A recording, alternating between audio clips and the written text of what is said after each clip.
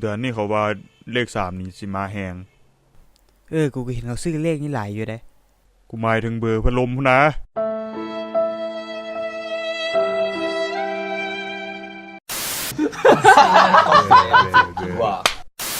ย่างไปแย้งแวนดีๆเกือบมีเรื่องเว้ย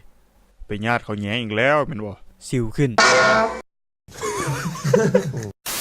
เมื่อก่อนเว้ยมึงเป็นหยังอีกละบาดนี่กูเลิกกับแฟนว่ะมันเป็นย้อนสาเหตุไม่หยังน้อคือมันเป็นผู้หญิงกลางคืนเว้ยก็เฮ็ดแบบนี้นะครับบ่ได้แต่มันสิเป็นผู้ชายตอนกลางเว้นว่ะ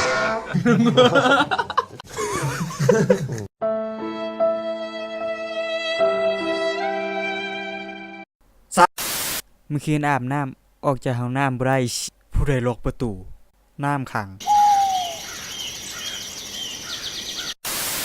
ซัดด่าไผกูก็ด่ามึงหั่นแหละแล้วไปกูนึกว่ามึงด่ากูซะดอกคือว่าเมื่อก่อนเว้ยแม่นยังมึงอีกแล้วกูไปวัดมาเว้ยมึงก็ดีเนาะฮู้จักทำบุญบ่กูเป็นลักเกิบ เมื่อก่อน